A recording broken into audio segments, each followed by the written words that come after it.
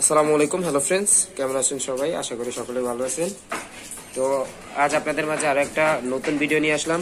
আজকে ভিডিওটা হচ্ছে যারা যে ছোট সিলারগুলো আছে, এই সিলারগুলোর মাঝে মধ্যে আমি এখন একটা সিলারের কাজ করব। এটা হচ্ছে একটা লেজার মেশিনের সিলার। এই সিলারগুলো বাংলাদেশে এখন আসলে অ্যাভেলেবেল হয়ে গেছে। তো আসলে অনেকেই আছে যে এই সিলারগুলোর কাজগুলো সহজে করতে পারে না। তো এই সিলারগুলোর কাজগুলো আসলে খুবই ইজি।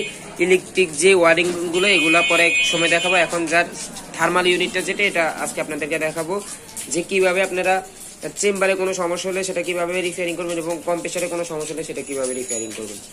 তো ভিডিওটা শুরু করার আগে বলে দিই, আপনি যদি এই চ্যানেলে নতুন হয়ে থাকেন অবশ্যই চ্যানেলটাকে সাবস্ক্রাইব করবেন আর নতুন ভিডিও নোটিফিকেশন সবার আগে পাওয়ার জন্য পাশে থাকা বেল আইকনটি অন করে দিবেন।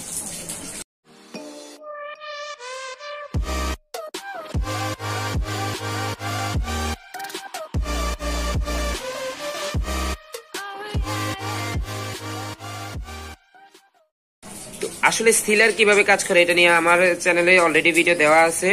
তারপরে আপনাদের সুবিধার্থে আবারও বলি, সিলারের কাজটা হচ্ছে এগুলো আসলে পানি ঠান্ডা করে। সিলারের কাজ হচ্ছে কোনো পানি ঠান্ডা করে, ওই পানিটাকে আমরা কোনোভাবে মোটরের এই পাম্প মোটরের সাহায্যেই সিলারের ট্যাঙ্কে একটা ট্যাঙ্ক থাকে, ওই ট্যাঙ্কে এভাপোরেটর থাকে, ওই এভাপোরেটরের সাহায্যে চেম্বারের কুলিং চেম্বারের সাহায্যে পানিটাকে ঠান্ডা করে। ওই ঠান্ডা পানিটা পাম্পের সাহায্যে যে কোথাও সার্কুলার করে একটা মেশিনের আপনার মেকানিক্যাল সিস্টেমটাকেই ঠান্ডা করার কাজে ব্যবহার করা হয়। তো এই যে সিলারগুলা এই সিলারগুলোতে আপনার এগুলো হচ্ছে একটা লেজার মেশিনের সিলার। এগুলোর কাজটা হচ্ছে ওটা পানিটাকে ঠান্ডা করে লেজার মেশিনটাকে ঠান্ডা রাখে। তো আসলে এখন এই সিলারের কোনো সমস্যা হলে সেটা কিভাবে কাজ করবেন। আসলে সিলার প্রথমত দেখবেন যে কম্প্রেসার কোনো প্রবলেম কিনা। এই কম্প্রেসারগুলো যেগুলো থাকে এগুলো বাংলাদেশে অ্যাভেলেবেল পাওয়া যায় না। সেক্ষেত্রে আপনারা দেখবেন যে এটা কত ওয়ার্ডের কম্প্রেসার। ওয়ার্ড অনুযায়ী আমি এই জায়গায় একটা ফ্রিজের কম্প্রেসার লাগাইছি ওই ওয়ার্ড অনুযায়ী। তারপরে যদি আপনি সেম ওয়ার্ডের কম্প্রেসার পান, ওই সেম ওয়াটার কম্প্রেসার চাইলে ইউজ করতে পারেন। তো আমি এটাকে মডিফাই করে লাগালাম। এখন দ্বিতীয়ত একটা পার্ট হচ্ছে, এটার আসলে দুইটা পার্ট থাকে। আমরা জানি যে কোনো কুলিং সিস্টেমের দুইটা পার্ট থাকে, একটা হচ্ছে কন্ডেন্সার আর একটা হচ্ছে এভাপোরেটর বা আমরা চেম্বার বলে থাকি। হ্যাঁ, তো ওই কুলিং চেম্বারটা যদি কোনো সমস্যা হয়, সাধারণত এই জিনিসগুলোর ভিতরে যে কুলিং চেম্বারটা থাকে এটা থাকে এসএস এর।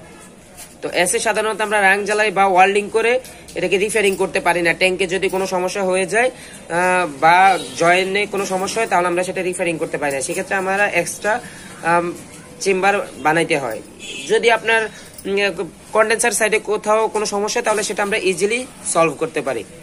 তো অনেক সময় দেখা যায় যে জয়েন্টটা থাকে এসএসজের এবং কভারের যে জয়েন্টটা থাকে, এই জয়েন্টের মাঝে মধ্যে এমন লিকেজ হয়ে যায় যেটা আমরা সহজে রিপেয়ারিং করতে পারি না। সেক্ষেত্রে আমরা এটার একটা চেম্বার বানিয়ে দিতে হয়। তো চেম্বারটা বানানো খুবই ইজি। এই যে দেখতে পাচ্ছেন আমি অলরেডি এটার চেম্বারে কাজ করবো। এটা জয়েন্টটা লিকেজ হয়ে গেছিল, এটা সহজে রিপেয়ারিং করা যায় নাই। তো সেক্ষেত্রে আমরা এখন এটার এক্সট্রা একটা চেম্বার বানিয়ে দিব। এটার যে এভাপোরেটর এবং কন্ডেন্সারের যে জয়েন্ট গুলো আছে, ওয়ার্ল্ডিং গুলো আছে, এগুলো লিকেজ হয়ে গেছে। সেক্ষেত্রে আমরা এটাকে এই ট্যাঙ্কটাতে যে এভাপোরেটরটা থাকে এক্সট্রা একটা এভাপোরেটর বানিয়ে দেবো। সেক্ষেত্রে আমরা এই যে ডিক্সাসের আর সাকশনের যে লাইনটা থাকে দুইটা লাইন আমরা কেটে নিলাম। তারপরে এই যে এটার ভিতরে যে এই চেম্বারটা থাকে আমরা চেম্বারটাকে খুলে নিই। এই যে পুরো চেম্বারটা খুলে